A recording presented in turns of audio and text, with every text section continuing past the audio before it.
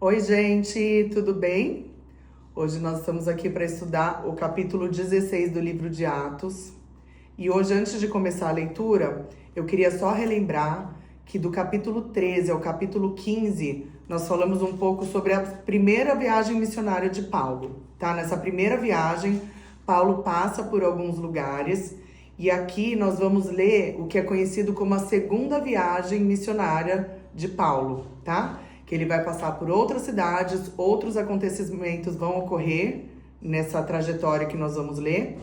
Então, para quem não assistiu, os capítulos 13, 14 e 15 é importante assistir porque é uma continuidade dessa viagem que foi dada pelo Espírito Santo para Paulo. Foi o Espírito Santo que falou para alguns discípulos para separar Paulo e Barnabé para essa viagem. No momento que eles estavam em oração, em consagração, o Espírito fala com eles e é o Espírito Santo que conduz toda essa viagem. Então, já foi falado um pouco sobre essa viagem no capítulo 13, 14 e 15 e hoje nós vamos dar continuidade, tá bom? Então, Atos, capítulo 16. Paulo chegou às cidades de Derbe e Listra. Em Listra morava um cristão chamado Timóteo. É aí que ele conhece Timóteo e nós temos na Bíblia, lá na frente, o livro de Timóteo, uma carta que Paulo escreve para Timóteo, que é esse discípulo de Paulo. Então, é nesse momento que Paulo conhece Timóteo, né? Na cidade de Listra. A mãe dele, uma cristã, era da raça dos judeus, mas o pai dele não era judeu. Todos os irmãos que moravam em Listra e Icônio falavam bem de Timóteo. Paulo quis levá-lo consigo e por isso o circuncidou. Só lembrando, gente, no capítulo anterior, que Paulo, ele começa com Barnabé, né? Porque quando eles estavam em oração, salvo engano, no capítulo 13, e o Espírito Santo pede para separar Paulo e Barnabé para as viagens missionárias, eles começam juntos.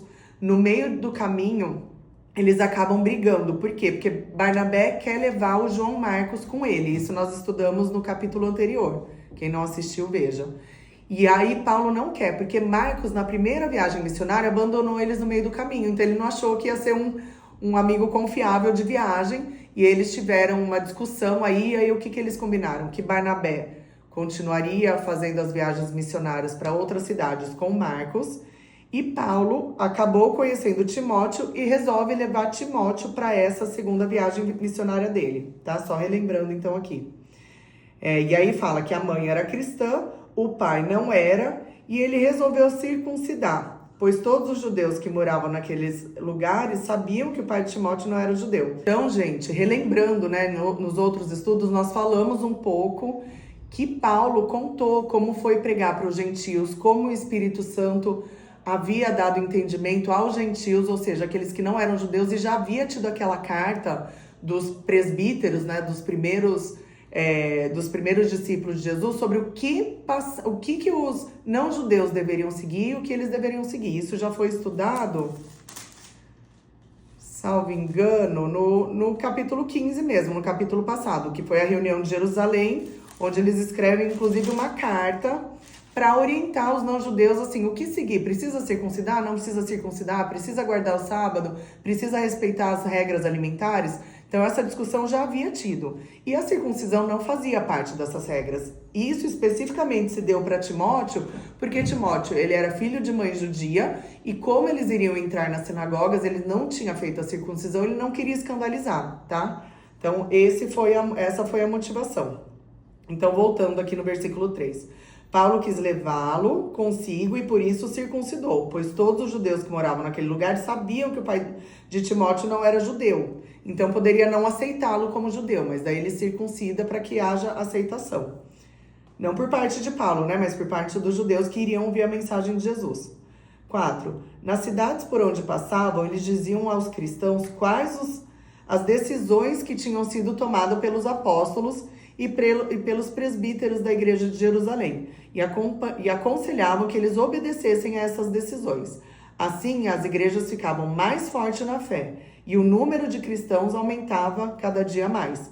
Então, aquela decisão que foi tomada no capítulo 15, para quem assistiu, quando Paulo continuou fazendo essas viagens missionárias, ele ensinava, ele lia aquela carta para o povo para falar, o que vocês devem fazer, que regra antiga ainda deve ser seguida e o que não deve ser seguido, tá? Nós já estudamos isso. Versículo 6. Olha que interessante o que Paulo escreve. Na verdade é Lucas, né, que está escrevendo essa carta. Como o Espírito Santo não deixou que anunciassem a palavra na província da Ásia, eles atravessaram a região da Frígia e da Galácia. Então, assim, todo o movimento que Paulo fazia era movido pelo Espírito Santo. E ele tinha tanta intimidade com o Espírito Santo que ele entendia quando o Espírito Santo falava não para ele. Porque por nós, a gente quer anunciar o evangelho a todo momento, a toda criatura, a toda hora, sem pensar em como fazer. Mas quem conhece o coração e o momento do outro é o próprio Espírito Santo, né? Então, até para a gente saber qual momento falar, como abordar, nós precisamos ter comunhão com o Espírito Santo para isso. E foi por isso que Jesus falou, quando eu for, eu vou enviar aquele que vai ser muito importante para vocês. Aquele que sem ele vocês não vão conseguir fazer nada e vocês não vão conseguir dizer nada. Porque tudo que aconteceu na primeira igreja, e que deve acontecer ainda hoje no nosso tempo, é debaixo do Espírito Santo, é o Espírito Santo que conduz. Porque muitas vezes a pessoa pode espantar a mensagem de Jesus ao invés de atrair. Porque às vezes não é a hora certa, não é o lugar certo para ser falado. Então ter essa comunhão, e foi nessa comunhão que aqui o versículo 6... Lucas escreve que o Espírito Santo não deixou que naquele momento eles fossem para a província da Ásia. E aí eles atravessaram, por isso, a região da Frígia Galácia. Versículo 7 agora. Quando chegaram perto do distrito da Mísia, tentaram ir para a província de Bitínia. Mas o Espírito de Jesus não deixou, mais uma vez. Eles queriam passar por um local, só que o Espírito de Jesus, mais uma vez, fala não para Paulo. Então atravessaram a Mísia e chegaram à cidade de Troade. Naquela noite, Paulo teve uma visão. Ele viu um homem da província da Macedônia que estava de pé e lhe pedia: venha para a Macedônia e nos ajude. Logo depois dessa visão, nós resolvemos partir logo para a Macedônia, pois estávamos certos de que Deus nos havia chamado para anunciar o evangelho ao povo dali. Nesse momento, Paulo tem um sonho, né? Deus usa muito os cristãos através de sonho, tanto na conversão quanto para a revelação de alguma mensagem. E nesse momento foi através de sonho. O Espírito Santo falou 2 vezes para Paulo, aqui não, mas para Macedônia, através de um sonho, eles entenderam. Não, Deus está nos conduzindo para lá, tá? Agora, versículo 11. Nós embarcamos em Troade e fomos diretamente para a ilha de Samotrácia. No dia seguinte, chegamos ao porto de Neápolis. Dali fomos a Filipos, que é uma cidade do primeiro distrito da província da Macedônia. Então, o objetivo deles era Macedônia. Então, eles chegaram aonde? Em Filipos. Já ouviram falar em carta aos filipenses? Os filipenses é o povo que aceitou Jesus por causa dessa viagem missionária de Paulo. E é muito legal a gente estudar Atos, porque Atos vai falar tudo por onde os discípulos andaram após Jesus subir, o Espírito Santo descer, todas as cidades. E posteriormente, quando você passa a ler Romanos, Efésios, na verdade você entende que são essas cidades onde foram pregado o evangelho nesse momento de Atos, tá? Então eles foram para Filipos, que era o primeiro distrito da província de Macedônia, e também colônia romana, onde ficamos vários dias. No sábado, saímos da cidade e fomos para a beira do rio, pois pensávamos que ali deveria haver um lugar de oração para os judeus. Então o objetivo inicial deles era sempre buscar lugares onde os judeus estavam, porque como eu já disse em outros estudos, quem estava à espera de um Messias, quem gostaria de conhecer esse Messias, sempre eram os judeus. Então eles iam ou para a sinagoga, ou lugares de oração para judeus, para tentar trazer para os judeus que o Messias que eles esperavam já tinha chegado. Esse era o objetivo, né? E aí fala aqui, sentamos e começamos a conversar com as mulheres que estavam reunidas ali. Uma daquelas mulheres que estavam nos ouvindo era Lídia, uma vendedora de púrpura da cidade de Tiatira. Ela adorava a Deus e o Senhor abriu a mente dela para que compreendesse o que Paulo dizia.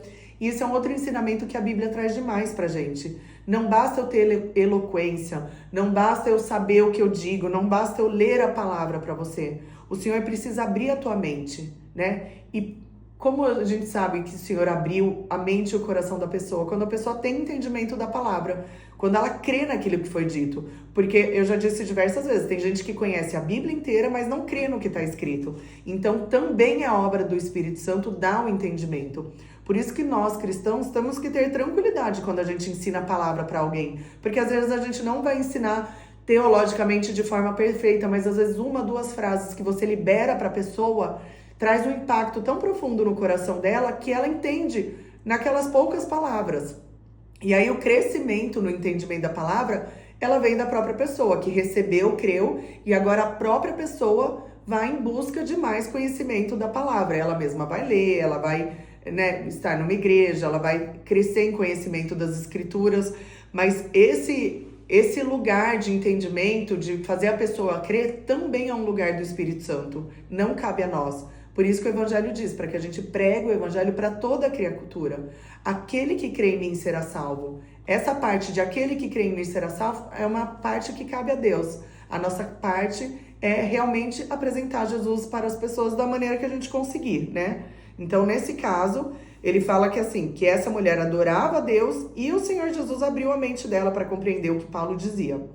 E aí diz, ela e as pessoas da sua casa foram batizadas, né? Provavelmente ela leva Paulo para a casa dela, Paulo prega o evangelho para essa mulher e para todas as casas, todos creem naquele momento e são batizados. Depois Lídia nos convidou dizendo, venham ficar na minha casa, se é que vocês acham que de fato eu creio no Senhor. Assim, ela nos convenceu a ficar na casa dela. Então ela já acolheu Paulo e Silas, no caso, né, que estava nessa segunda viagem missionária com ele, a ficar na casa dela. Versículo 16. Certo dia, quando estamos indo para o lugar de oração, veio ao nosso encontro uma escrava. Então, provavelmente, lá em Filipos, esse lugar que ele encontrou Lídia era um lugar de oração dos judeus e eles sempre iam para lá pregar o evangelho. Porque o que acontecia, né? Que nós lemos em alguns outros capítulos. Um ouvia a palavra e falava, volta no dia seguinte, porque nós vamos chamar mais pessoas para conhecer. Então, eles ficavam alguns dias nas cidades pregando, explicando o evangelho. E aqui ele está falando que um certo dia, quando ele estava indo para esse mesmo lugar de oração, veio ao nosso encontro uma escrava. Essa moça, olha o que ele fala, estava dominada por um espírito mau que adivinhava o futuro. Já conhece pessoas que adivinham o futuro? E se dizem de Deus e dizem que essa revelação vem de Deus? Aqui na Bíblia está claro um exemplo de uma mulher que ela adivinhava sim o futuro, mas ela não era de Deus. Ela estava dominada por um espírito mau, diz aqui, mas adivinhava o futuro. E os seus donos ganhavam muito dinheiro com adivinhações que ela fazia. A moça começou a nos seguir gritando assim, estes homens são servos do Deus Altíssimo e anunciam como vocês podem ser salvos. Então ela ficava atrás dele, endemoniada, gritando. Ela fez isso muitos dias, diz aqui a Bíblia. Por fim, Paulo se aborreceu, porque eu acho que ela estava me incomodando, né? Porque, querendo ou não, até os espíritos maus creem em Jesus e sabem que ele é o enviado de Deus Altíssimo, né? Então, ela falava sem parar sobre isso. E aí fala que Paulo se aborreceu, virou-se para ela e ordenou ao espírito, não ordenou à pessoa. Porque Efésios diz que a nossa briga não é contra pessoas, é contra espíritos maus que dominam pessoas e dominam situações. Então, ele ordenou ao espírito, pelo poder do nome de Jesus Cristo, eu mando que você saia dessa moça. E no mesmo instante, o espírito saiu. Quando os donos da moça viram que não iam poder mais ganhar dinheiro com as adivinhações dela, agarraram Paulo e Silas e os arrastaram até a praça pública, diante das autoridades. Eles os apresentaram às autoridades romanas e disseram, esses homens são judeus, né? Lembrando que romanos não tinham a mesma crença que os judeus. Então já havia aí um problema. Então ele fala, tá vindo aqui numa área que é nossa, romana, e tá falando coisas que nem é da lei romana, né? Então ele fala, esses homens são judeus e estão provocando desordem na nossa cidade. Estão ensinando costumes que são contra a nossa lei. Nós que somos romanos não podemos aceitar esses costumes. Aí uma multidão se ajuntou para atacar Paulo e Silas. As autoridades mandaram que tirassem as roupas deles e os surrassem com varas. Depois de baterem muito neles, as autoridades jogaram os dois na cadeia e deram ordem ao carcereiro para guardá-los com toda a segurança. Então foi assim, algo rápido que aconteceu. Começaram a falar que Paulo estava contra, nem quiseram saber quem era Paulo e Silas, já surraram e já puseram eles na cadeia. 24. Depois de receber essa ordem, o carcereiro os jogou numa cela que ficava no fundo da cadeia e prendeu os pés dele entre os dois blocos de madeira. Mais ou menos à meia-noite, Paulo e Silas, olha o que eles estavam fazendo nessa situação, gente, chorando, deprimidos, falando eu odeio o evangelho porque todo mundo me persegue. Olha o que fala aqui. Eles estavam orando e cantando hinos a Deus. E os outros presos escutavam. De repente, o chão tremeu tanto que abalou os alicerces da cadeia. Naquele instante, todas as portas se abriram e as correntes que prendiam os presos se arrebentaram. Oração, hinos de louvor, isso muda o ambiente da nossa casa. O Senhor se faz presente, o Senhor liberta a gente de prisões. Aqui são prisões físicas, mas Ele liberta de prisões espirituais, de depressões, de tristeza. Então tá triste, tá passando por um momento difícil, a Bíblia nos ensina, cante louvores a Deus, ore, jejue, vai aos pés do Senhor, chore ao Senhor, é Ele que vai resolver, é Ele que vai mudar toda a situação em seu favor, né? Então, nesse momento, por causa das orações e dos louvores, as celas foram abertas, todas elas. Aí o carcereiro acordou. Quando viu que os portões da cadeia estavam abertos, pensou que os prisioneiros tinham fugido. Óbvio, né? Não tinha por que os prisioneiros ficarem lá. Então puxou a espada e já ia se matar, mas Paulo gritou bem alto, não faça isso, todos nós estamos aqui. O que acontecia?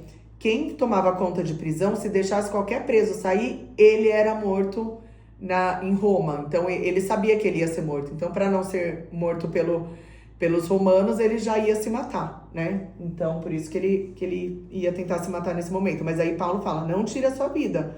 Nós continuamos aqui, né? Versículo 29. Aí o carcereiro pediu que lhe trouxessem uma luz. Entrou depressa na cela e se ajoelhou, tremendo aos pés de Paulo e Silas. Depois levou os dois para fora e perguntou, senhores, o que devo fazer para ser salvo? Provavelmente, Paulo e Silas pregaram também na prisão, além de cantar e orar. Então, por isso essa pergunta, o que devo fazer para ser salvo? E talvez o carcereiro lá ouvisse um pouco, mas não entendesse completamente. Mas como eles viram que por causa da oração e dos louvores aconteceu esse milagre de todas as portas se abrir, ele ficou muito espantado e perguntou para eles, o que eu devo fazer para ser salvo? E aí eles responderam, creia no Senhor Jesus e você será salvo, você e as pessoas da tua casa. Então, eles anunciaram a palavra do Senhor ao carcereiro e a todas as pessoas da casa dele. Aí, gente, um parênteses importante. Existe uma convicção de algumas pessoas que assim, ó, se eu sou salva, obrigatoriamente toda a minha casa vai ser salva. A gente vê em muitas histórias bíblicas que nem sempre filhos, parentes querem o mesmo Deus dos pais. E o próprio Senhor Jesus fala, ele fala assim, ó, aquele que deixar tua mãe, deixar teu pai por causa do meu nome, esse será salvo. Por quê? Muitas vezes o seu pai não vai querer, a sua mãe não vai querer. Então, assim, quando ele fala aqui que você e a sua casa será salva, o que significa, né? Quando a gente lê a totalidade das escrituras e tem um entendimento mais amplo do que está sendo falado. Significa que uma pessoa convertida é uma chance do evangelho entrar naquela casa. E o evangelho entrando naquela casa, a chance de toda a casa ser convertida. Então, a chance sempre começa através de um que abre as portas para Jesus. Mas nós entendemos que isso é uma decisão individual. A salvação ela é individual. Não é assim, eu sou salvo, obrigatoriamente todos serão salvos. Mas o poder do salvo dentro da casa, que ora pela conversão da tua família, a gente crê que multiplica a chance de todos daquelas casas serem salvas, porque o Senhor ouve a oração, Ele se apresenta para aquele que a gente está orando, então é nesse sentido, porque senão a gente acaba brigando com Deus. Por que minha mãe não quer saber? Por que meu pai não quer saber? Aqui a palavra está falando que eu e minha casa serviremos ao Senhor, eu já vi muito sobre isso, né? Mas nós temos que lembrar que nós somos seres individuais, a nossa salvação é individual. E que na glória de Deus nós não seremos pais e filhos, marido e mulher, nós seremos irmãos em Cristo, né? Então, mas o nosso núcleo familiar é a nossa base de pregação. É o primeiro lugar onde nós temos que nos esforçar para levar o evangelho. Porque Deus nos confiou os nossos filhos, o nosso marido, os nossos pais, o nosso núcleo familiar para ali ser feita essa obra primeiramente, né? Então é nesse sentido que nós temos que pensar. Aí versículo 33. Naquela mesma hora da noite, o carcereiro começou a cuidar dele, porque eles tinham sido surrados, lembra que nós lemos? Lavando os ferimentos da surra que haviam levado. Logo depois, ele e todas as pessoas da sua casa foram o quê? Batizada. Vocês percebem, gente, que o batismo ele precede o entendimento de quem é Cristo? entendeu quem é Cristo, vai se batizar. É um mandamento do Senhor Jesus. Em Mateus ele fala: pregue o evangelho, fale sobre mim. Aquele que crê, batiza essa pessoa em nome do Pai, do Filho e do Espírito Santo. Então, eu vejo com muita estranheza pessoas que falam: não, eu creio em Jesus, mas não foi batizada. Porque não é que o batismo salva, mas o batismo é um sinal da tua convicção. Por que se envergonhar de se batizar se você crê nele de todo o seu coração? Não tem por que haver vergonha. É uma bênção, é um sinal, é um momento que você vai professar para várias pessoas: ó, eu creio nesse Cristo. Então, todas as histórias bíblicas, depois que a pessoa tinha um entendimento de quem era Jesus, automaticamente elas eram batizadas. Não tinha essa demora: ah, não, vou esperar aí 2, 3 anos para ver. Não é sobre isso. O batismo é para aquele que crê em Jesus. Então, assim, ou você não batiza porque você ainda não creu, ainda não tem convicção que ele é seu Senhor e que ele é tudo o que ele diz ser, ou então não faz sentido você não se batizar. O batismo, ele precede o conhecimento de Cristo. Vocês lembram o eunuco? Que Filipe estava na carruagem com o eunuco, e aí ele explica as escrituras e o eunuco crê. O que ele fala? Ó, aqui tem um rio aqui do lado, vamos parar que eu quero me batizar agora. O batismo é para ontem, é para agora. É como se fosse uma festa de casamento. Quando você casa com seu marido, você não quer celebrar com as pessoas, você não quer falar: ó, gente, a partir de agora eu sou casada. O batismo é essa grande celebração. Ó, pessoal, eu entendi que eu preciso de um Salvador. Eu entendi que sem Jesus a minha vida não vai ser completa. E aí, tendo esse entendimento, Jesus pede: batize as pessoas, elas devem ser batizadas. O próprio Jesus batizou. Ele falou para João Batista, lembra no estudo de João? Você precisa me batizar. E quando ele é batizado, o que acontece naquele momento? O Espírito Santo vem e toma Jesus. E Jesus começa a andar debaixo desse Espírito. Então, assim, há algo espiritual que acontece nesse momento. Né? Você quer viver a totalidade do Evangelho? Se batize. Você vai viver muito mais bênçãos, o seu entendimento vai se ampliar, a sua caminhada vai ser muito melhor, porque assim o Senhor nos pediu, tá? Então, aqui também, ó. Em uma noite só, que eles ensinam e o carcereiro e a família dele creem, eles já se batizam, como está falando aqui no versículo 33. 34. Em seguida, ele levou Paulo e Silas para sua casa e lhes deu comida. O carcereiro e as pessoas da sua casa ficaram cheios de alegria, porque agora criam em Deus. Quando amanheceu, as autoridades romanas mandaram alguns policiais com a seguinte ordem para o carcereiro: solte esses homens. Então o carcereiro disse a Paulo: as autoridades mandaram soltá-los, podem ir embora em paz. Mas Paulo disse aos policiais: eu e Silas somos cidadãos romanos, e mesmo assim, sem termos sido julgados, fomos surrados em público.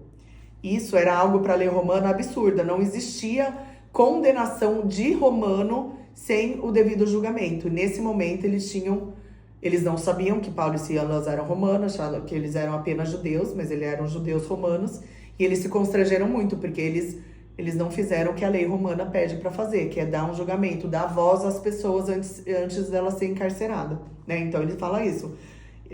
E sem o nosso julgamento, nós fomos surrados em público. E depois nos jogaram na cadeia, Paulo fala.